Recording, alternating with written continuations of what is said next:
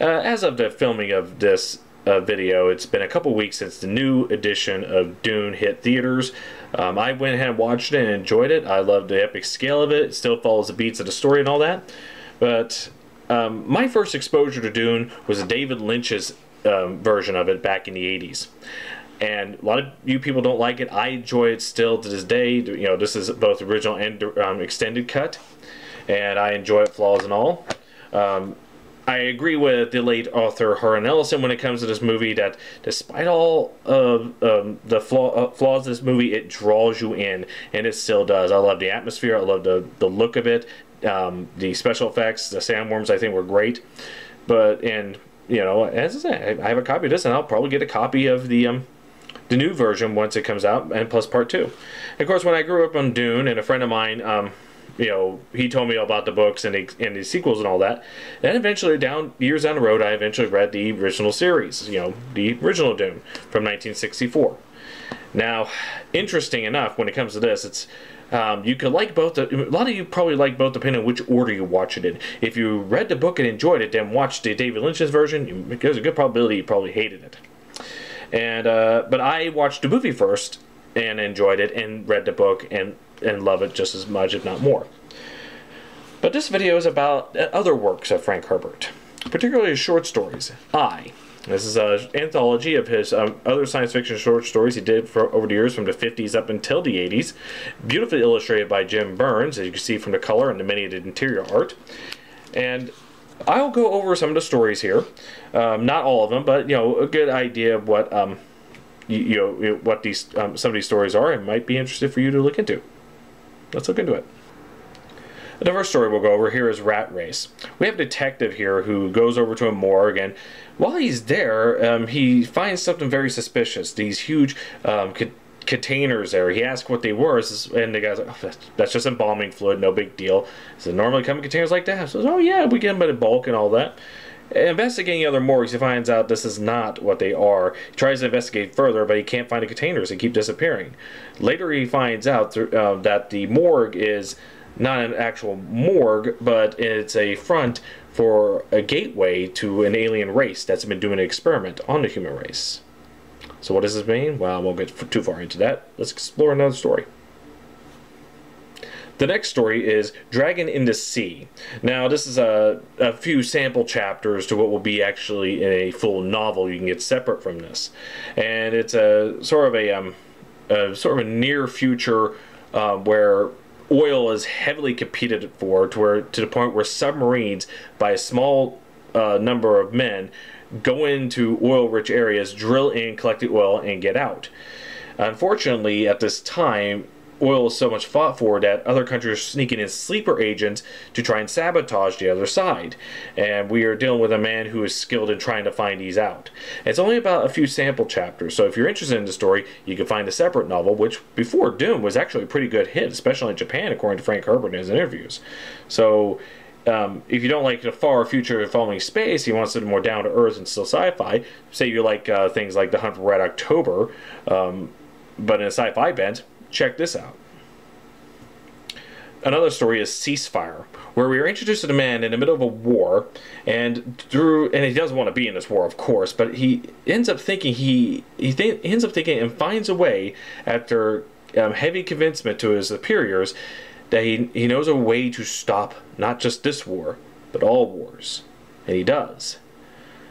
But then the question is, does he find a way to permanently end all wars, or does something much worse would happen?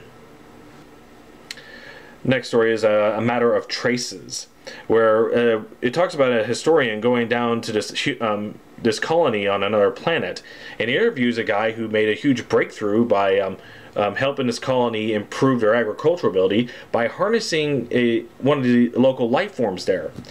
And you figure, okay, you take some animal that you can domesticate, and that will help you with your crops and all that.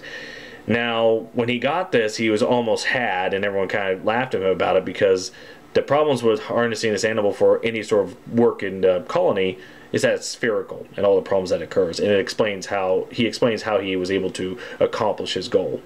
It's a nice little short story about the ingenuity of humanity. And of course, for you Dune fans, there is actually a small short story, only a few pages long. It's nothing extravagant, and that is The Road to Dune.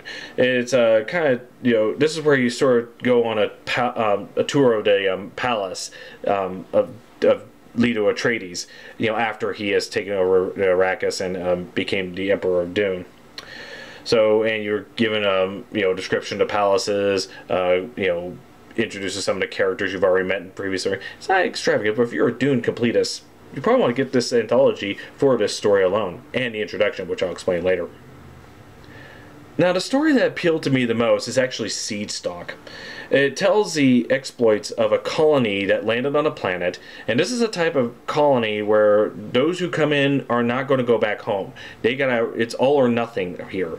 And you talk about their struggle, it talks about their struggles and how the animals they brought over there to try to live off the land so they can use, most of them don't make it throughout the planet at all. They send some birds out, and only a couple of the bird types ever survive. They have found some food sources in the form of a type of shrimp, which the main character we follow, he is, very good at. He tries to, and the main character himself is not like an extravagant scientist. He's just a strict worker, not a very handsome one either. But he's married to a beautiful scientist. And, when he comes home, he talks to her, and she's able to find a way to cross one of human crops with the alien ones. And this one has no, rising climax and no opposition. It just tells the events, and through one part of the story, it's, they came to a discovery that will help humans survive. But I think, without giving too much away, that the moral of it was one of those cases where you can't make the world adapt to you. You have to adapt to the world, and in so doing, will change the humans who live there, in the future generations to come. It's almost one short story that's practically a good anecdote about that. This next story I'm actually going to read to you because it's only a couple of pages, but it's a funny one. It's all Frogs and Scientists. Alright, here it goes. Sorry if I'm not the best reader on this, so bear with me. Two frogs were counting the minnows in the hydroponic trough one morning when a young maiden came down to the water to bathe. "What's that?" one frog, who was called Lavu, asked the other.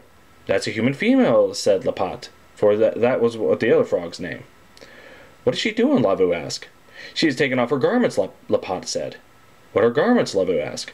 "An extra skin humans wear to conceal themselves from the gazes of strangers," said Lapat.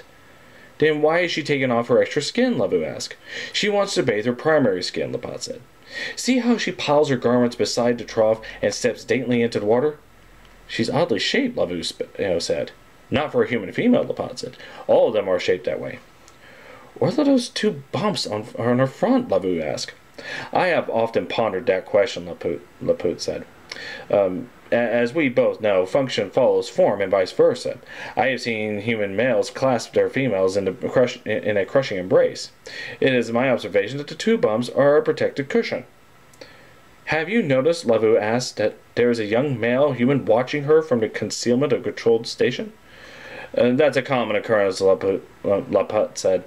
"I have seen it many times. But can you explain it?" Lavu asked. "Oh, yes.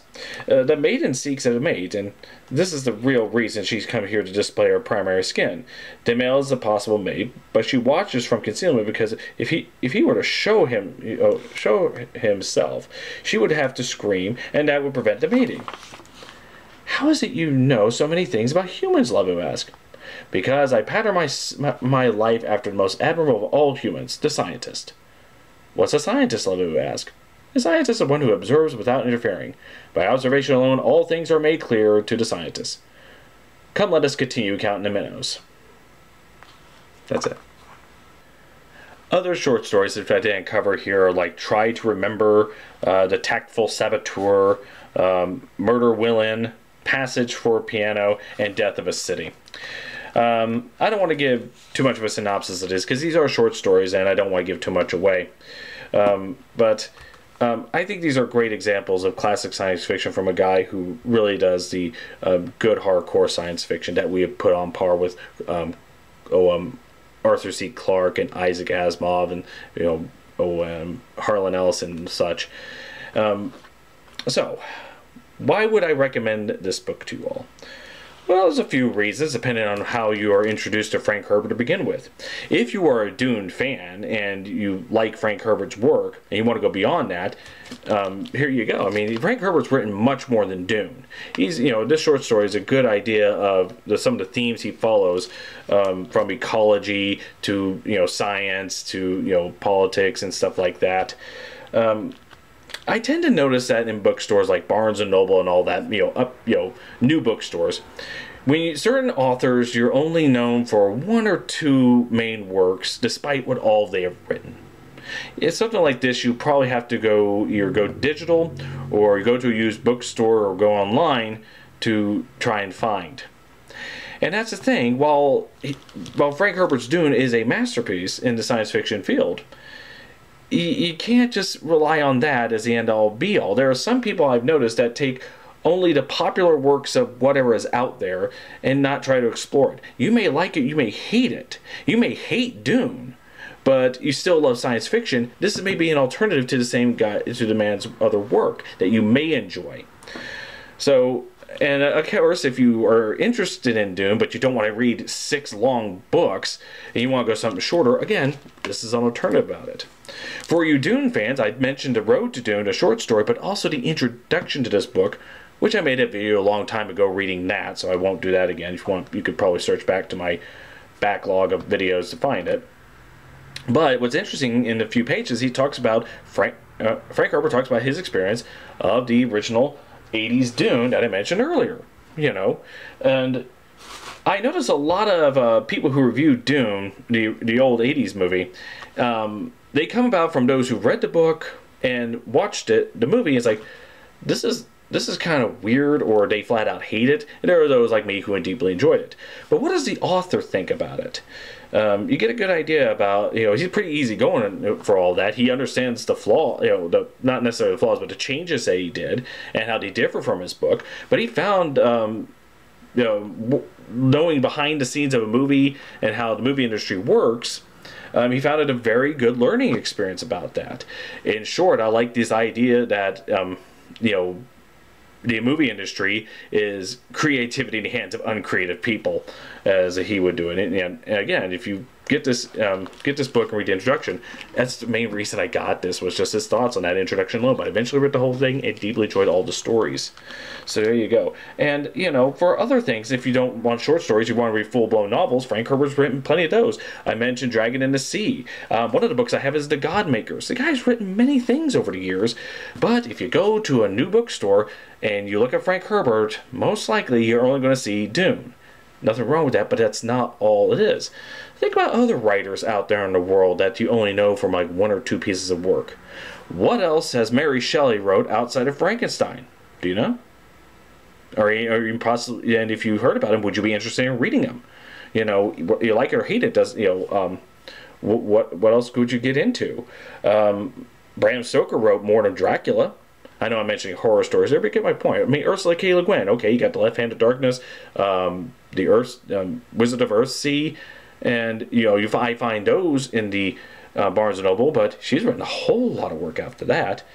Now, there are some writers you see, there are a good chunk of their collections, but there are some writers that they keep pushing only their best work, and it shouldn't paint you the only picture of it. I go out there and where you like Dune or not interested in Dune, but you find yourself fascinated to find what about the author, find his other works. And I is a good example of his shorter works that will, it gives you, and it still plays on the same themes he did with Dune, but in other stories.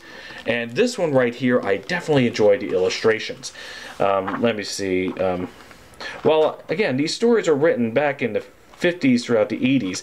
Jim Burns' artwork really reminds me of Asimov magazine's covers and art illustrations back in the 80s. And I love the 80s feel of science fiction back then. Here's one about the illustration they used for Rat Race. And of course, well, I mentioned Dune. Let me see if I can find that one. Let's see.